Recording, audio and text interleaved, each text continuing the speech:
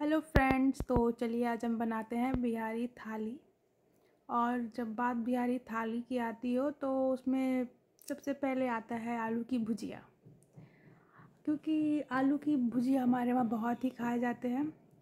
आप कोई भी हरी सब्ज़ी बना लीजिए, बट ऐसा कोई ना कोई फैमिली मेम्बर होता है, ये या तो बच्चे या बड़े या बूढ़े, कोई भी तो ऐसा होता है जिनको आलू की भुजिया बहुत पसंद होती है। उनको डेली थोड़ा सा ही चाहिए बट चाहिए होता है।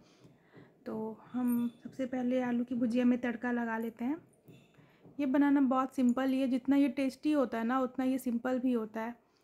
तो हम भुजिया में नमक हल्दी डाल दिए, और नमक तो हम सेंधा ही यूज करते हैं, बहुत कम। हम नॉर्मल जो नमक आता है सफ़ेद वाला डालते हैं, सेंधा नमक का यूज ज़्यादा करते हैं।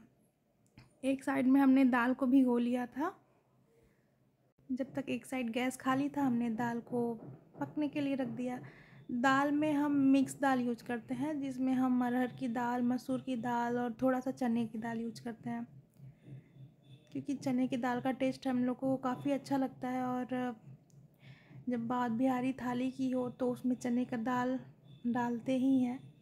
उसके बाद एक साइड ने हमने लौकी की सब्ज़ी की तैयारी कर ली। लौकी की सब्ज़ी हम भुजिया बना रहे हैं, बट कुकर में इसलिए बना रहे हैं कि पता नहीं क्या है, आजकल कुछ सालों से लौकी की सब्ज़ी जल्दी गल ही नहीं रही है कढ़ाई में।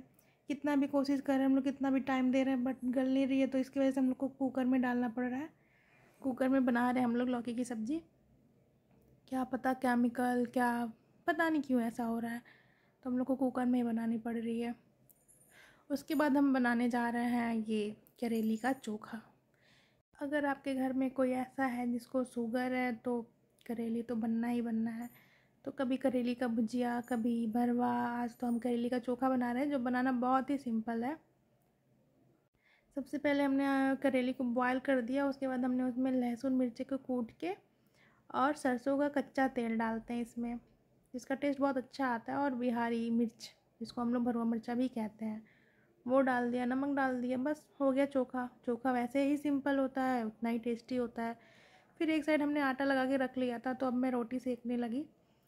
रोटी सेक के मैंने चावल भी बना लिया, क्योंकि चावल पहले बन जाता है तो ही तो कुकर की सीटी खुलेगी, तो रोटी तो तुरंत तुरंत बनाते जाओ देते जाओ, ऐसा वाला सीन होता है। फिर हमने रोटी को सेक लिया।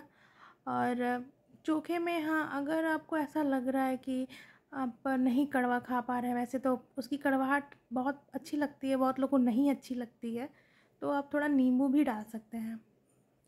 फिर आज हम दाल में तड़का लगाना भूल गए थे, तो बाद में हम दाल में तड़का लगाने लगे। दाल में तड़का लगाने के लिए थोड़ा सा घी, उसमें तेज़ पत्ता, जीरा और एक लाल मिर्च, बस इतना बहुत है। जैसे उसका जो महक और टेस्ट आता है ना, बहुत ही अच्छा आता है। फिर हम थाली लगाने की तैयारी करने लगे। तो थाली की अगर हम बात करें और गर्मी में, तो दही सबसे इम्पॉर्टेंट है, क्योंकि इस गर्मी में अगर दही आप ना खाए ना तो लगता है कि कुछ मिसिंग सा है। और दही से पेट एकदम ठंडा रहता है। सबसे पहले हमने चावल, दाल, दही लगा लिया। कभी कभी दही प्लेन नहीं खाया है तो इस समय दही का रायता हो जा रहा है, दही की लस्सी। दही तो गर्मी में इम्पॉर्टेंट ही है। उसके बाद हमने आलू की भुजिया, लौकी की भुजिया रख ली। और हाँ, आम का सीज़न है तो चटनी बनना तो बनता ही है। और रही बात ये सलाद खीरे की, खीरे से तो आजकल खाना बहुत इम्पॉर्टेंट है, क्योंकि पेट बहुत ठंडा रहता है और प्याज हमें धूप से बचाता है। तो सब तो बिहारी थाली में सब फ़ायदे वाले ही तो है। हाँ, बस ये थोड़ा सा चटपटा है, इसे फोफी कहते हैं। थोड़े तेल में छाने जाते हैं इनको, लेकिन फिर भी इतने फ़ायदे वाली चीज़ें खाने के बाद इतना तो चलता ही है, जो इसके बिना बिहारी थाली अधूरी है। तो कैसा लगा आपको हमारा बिहारी थाली? अगर अच्छा लगा तो हमारे चैनल को सब्सक्राइब और लाइक ज़रूर करिएगा। ऐसे ही आगे और वीडियो आती रहेगी। Thank you.